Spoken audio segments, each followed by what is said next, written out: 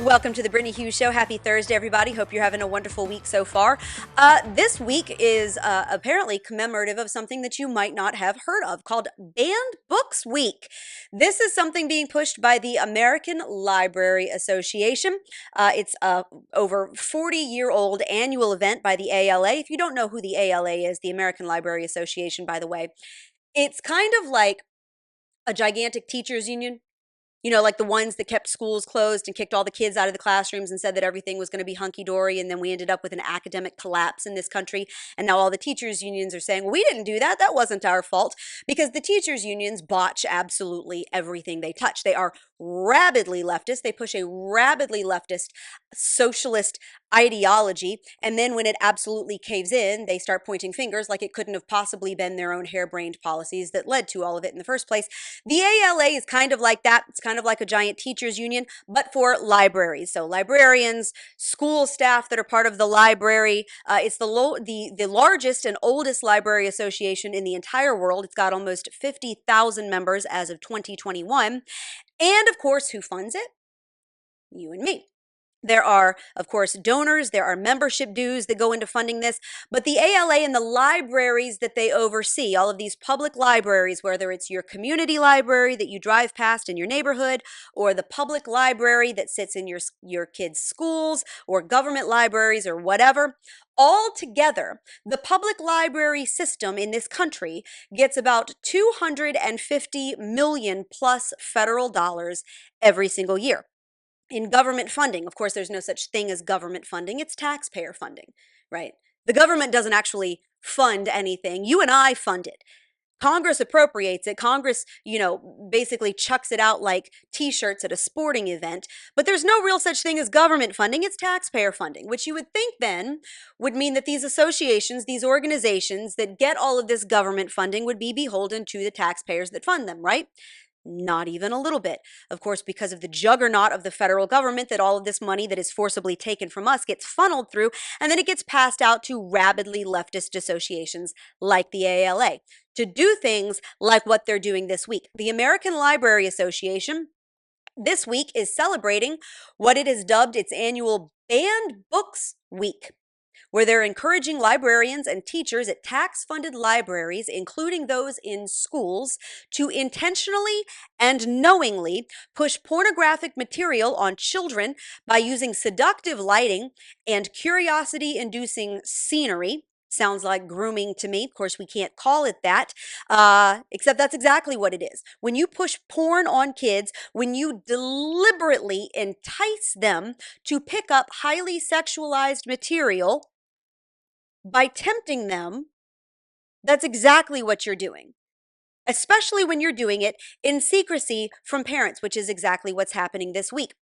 So on its website, the ALA explains a little bit of what Banned Books Week is, which is celebrated October 1st through 7th of this year.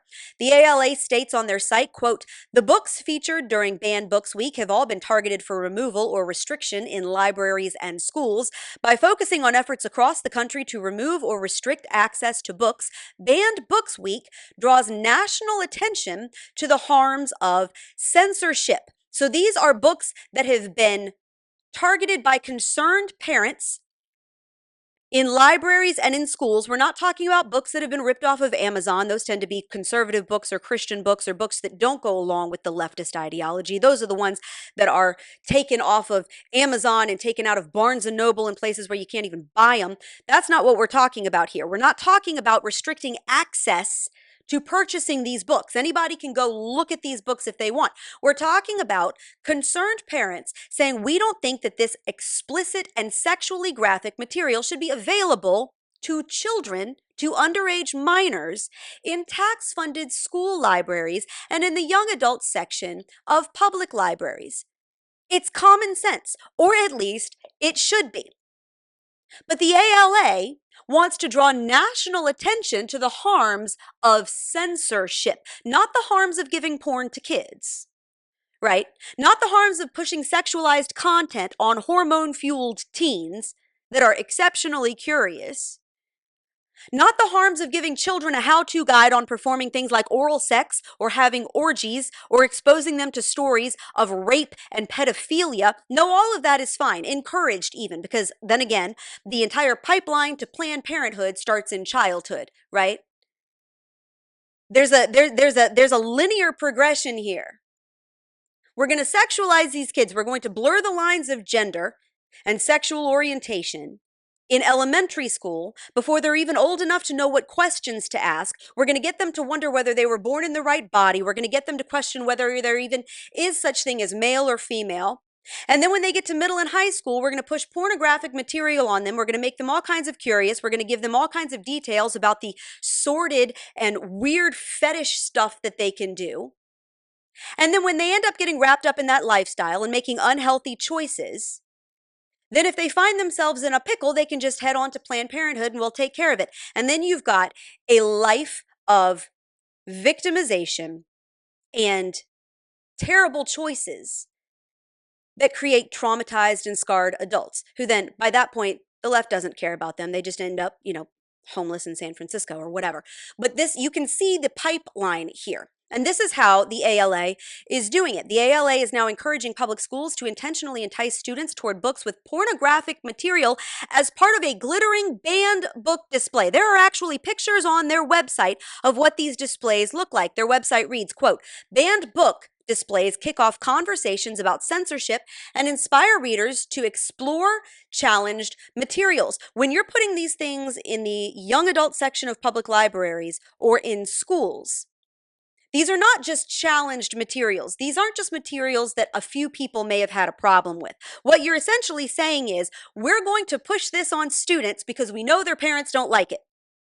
There have been parents that have spoken out about this, that want this stuff taken out of the libraries, and rather than honoring the parents whose children have been entrusted to these teachers, to these staff members, to these librarians, rather than honor the parents who are paying the taxes that fund all of this stuff, instead, we're going to put these books on display and intentionally try to tempt children into reading them when they might not otherwise do so. In the display, the ALA encourages these public school staff to set students up on, quote, blind dates with banned books, encouraging librarians and teachers to cover banned books in brown paper and list only the reasons why they were challenged on the jacket to keep students from knowing exactly which book they're taking home. So again, you're covering these books, you're hiding the title, you're hiding the imagery, and you're just sort of putting clues on the paper to explain to students why a book might have been banned. The more sordid, the more tempting. One photo, reportedly out of Jefferson County Public Schools in Colorado,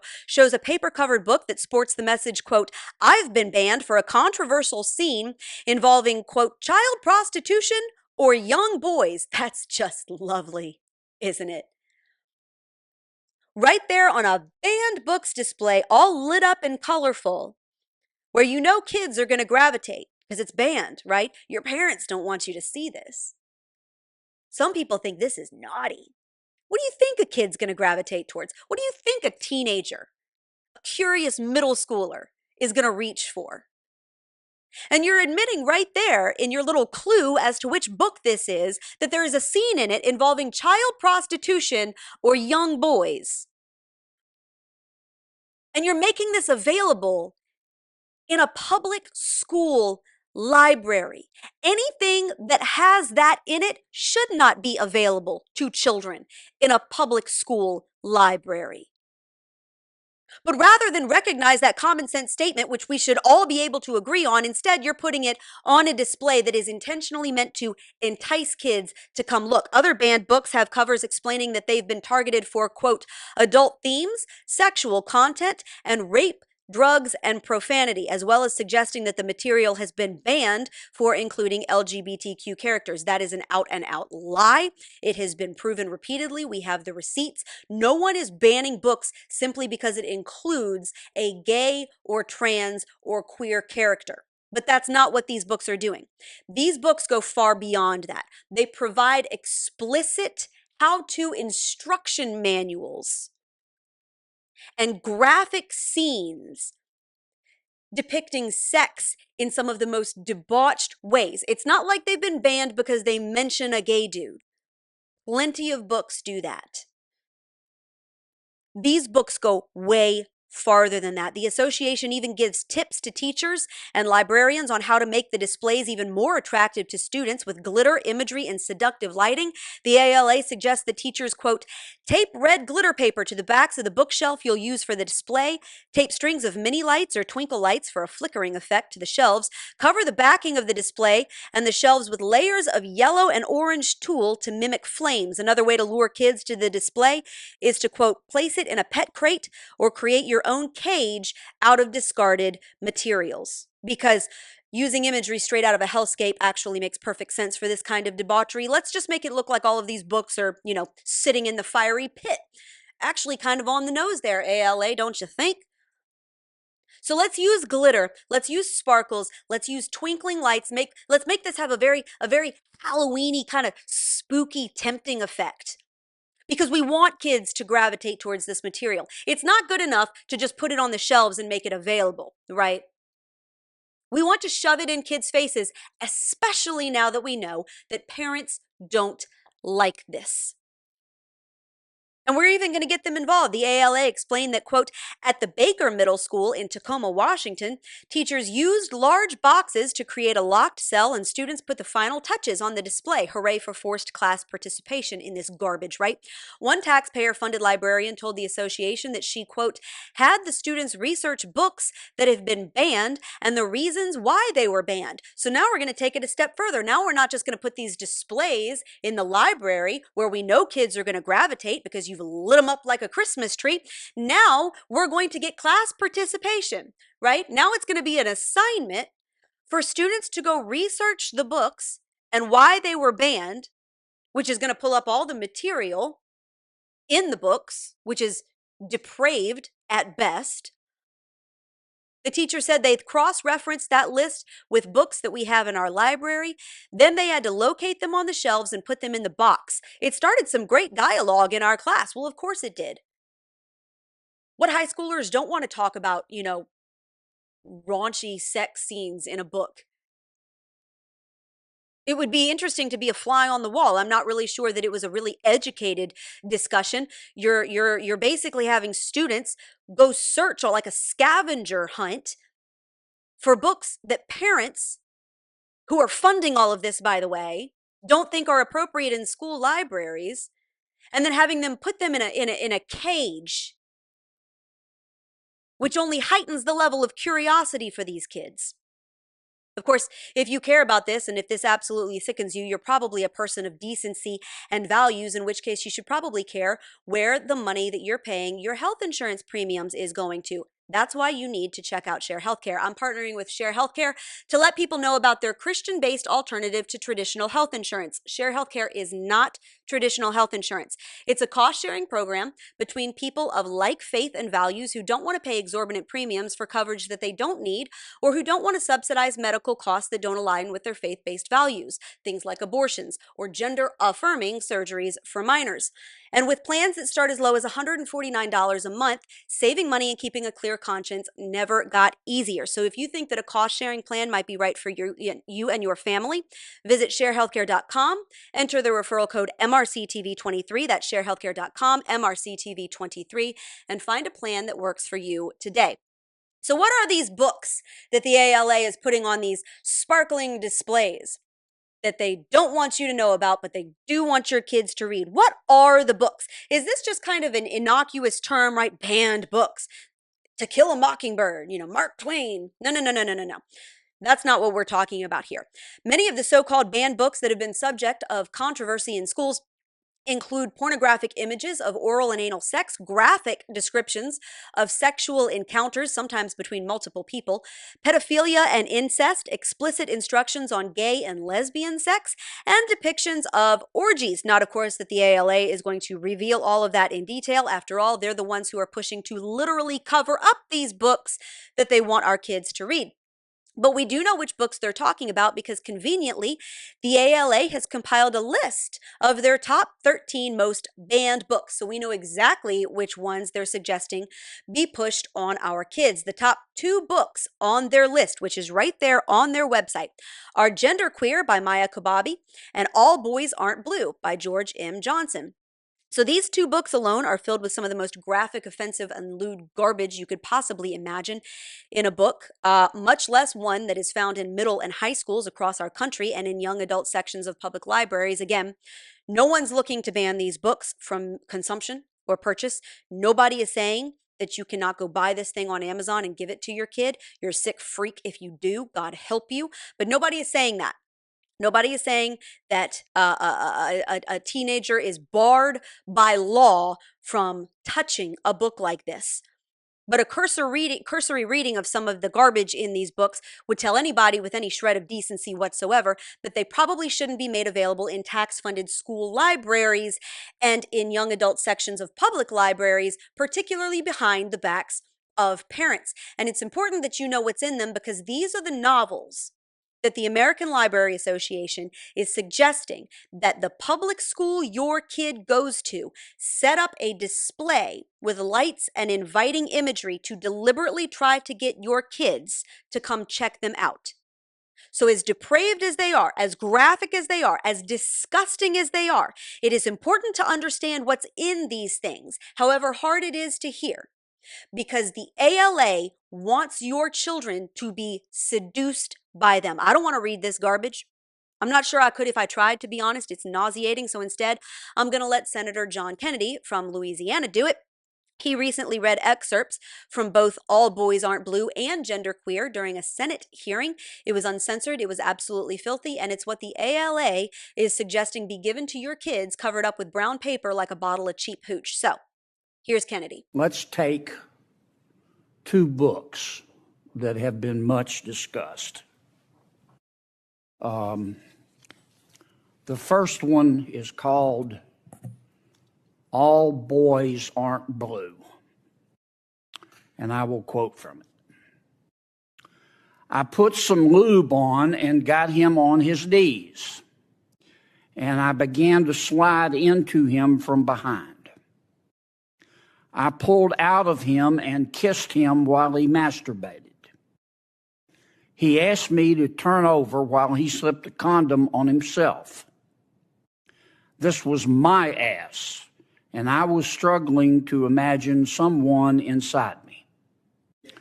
He got on top and slowly inserted himself into me.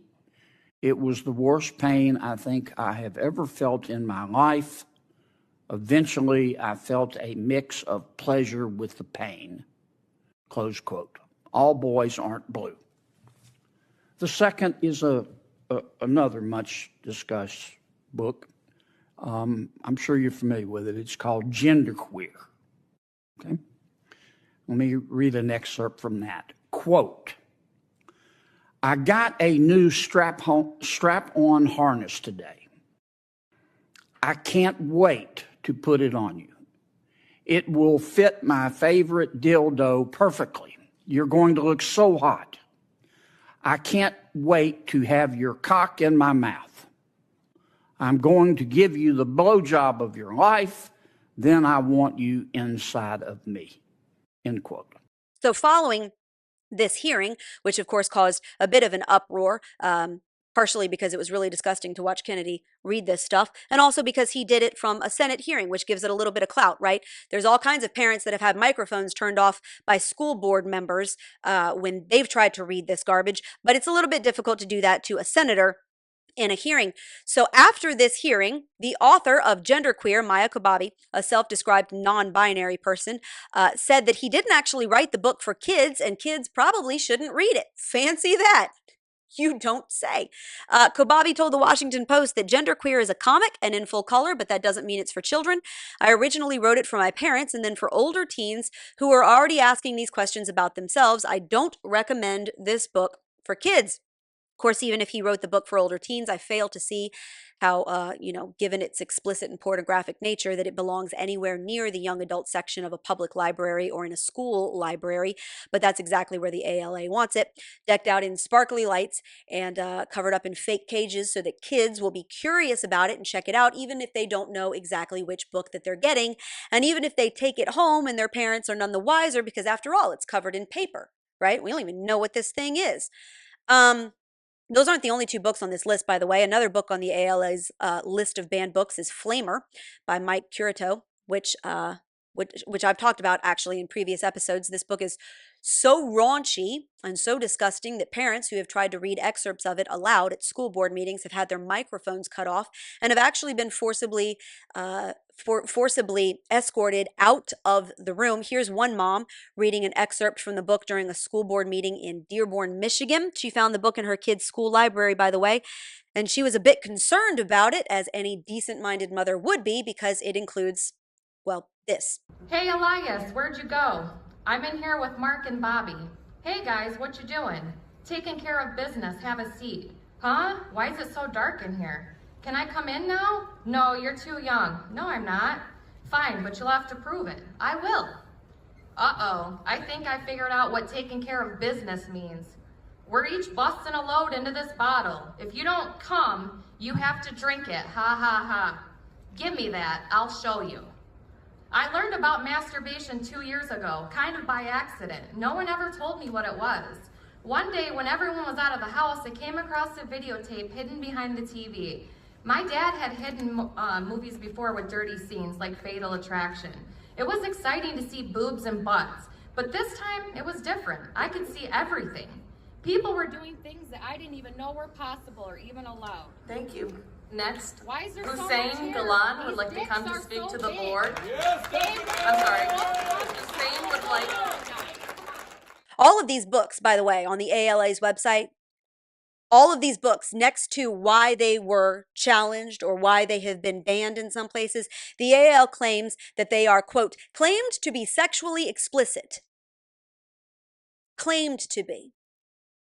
No, ALA, I'm pretty darn sure these are sexually explicit. I don't know how you sit there and you listen to this mother, or you sit there and you listen to the filth that Kennedy was quoting from these books, and you say that they are claimed to be sexually explicit. We're not making this stuff up. What kind of gaslighting nonsense is that? These aren't claimed to be sexually explicit. If this is just a claim some people are making, if this is subject to interpretation, if this is sort of in a gray area where some people think it's explicit and some people don't, I would really like to know, what is your definition of objectively sexually explicit, if not this? Claimed to be sexually explicit. That's preying on dumb and gullible parents who don't do their research, or stupid leftists who are just willing to take whatever the ALA and whatever the media tells them, rather than actually read this stuff for themselves, which is exactly why you see so many parents showing up to school board meetings, by the way, because they have read this stuff for themselves and they were absolutely shocked. And that includes parents all along the political spectrum, by the way. That's just parents that don't want this garbage in their schools.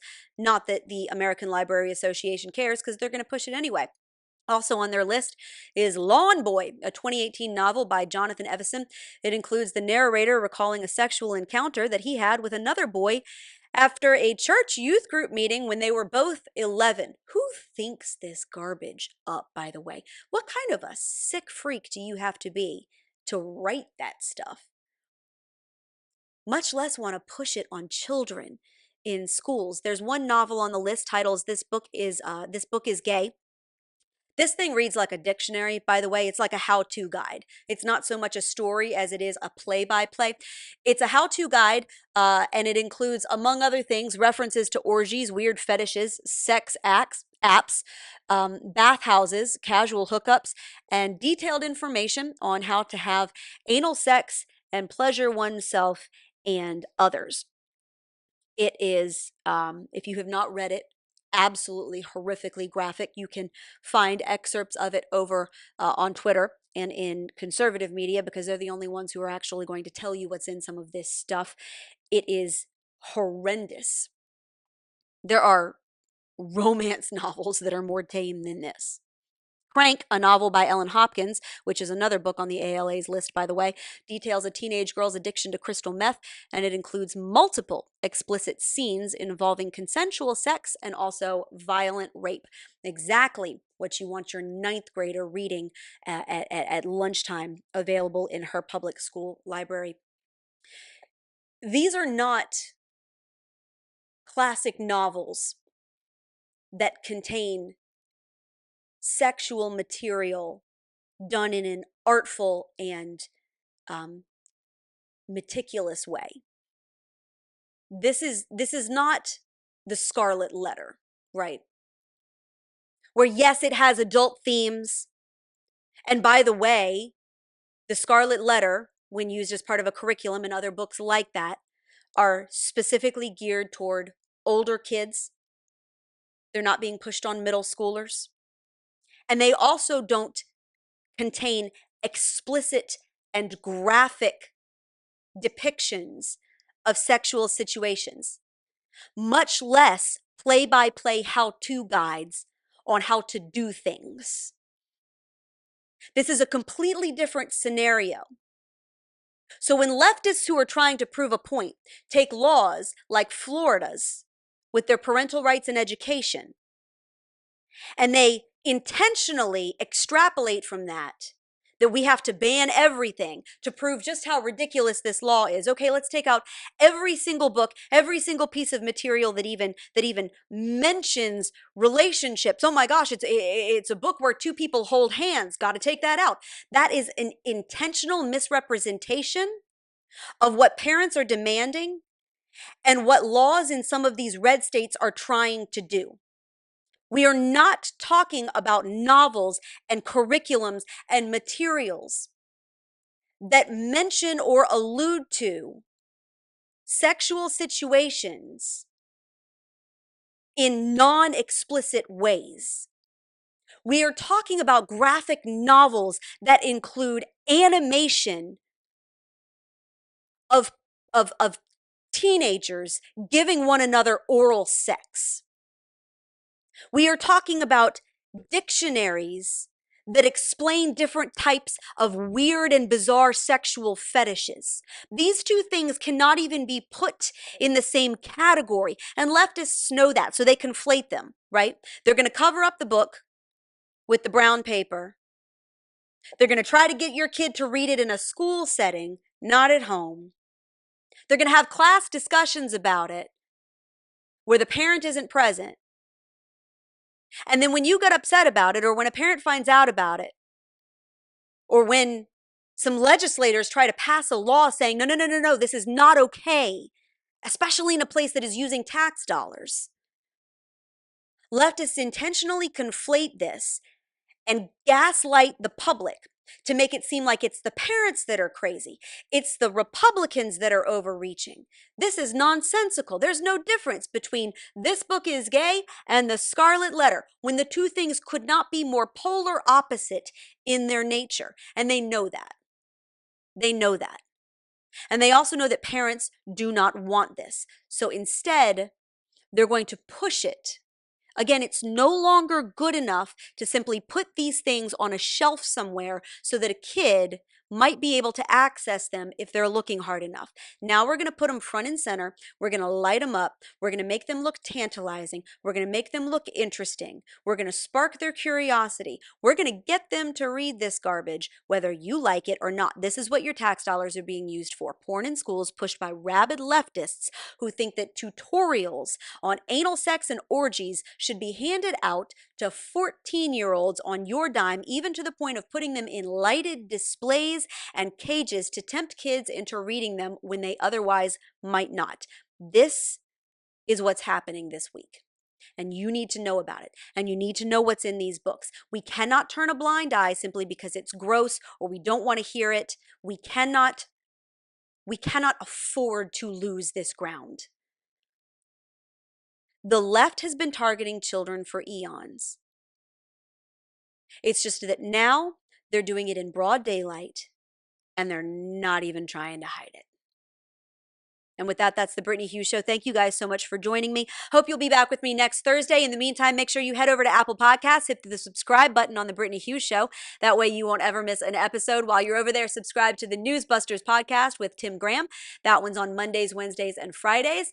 And check out sharehealthcare.com. The referral code there is MRCTV23, sharehealthcare.com, NRCTV23, and find out if a cost-sharing health plan is right for you and your family. With that, I will see you guys back here next week.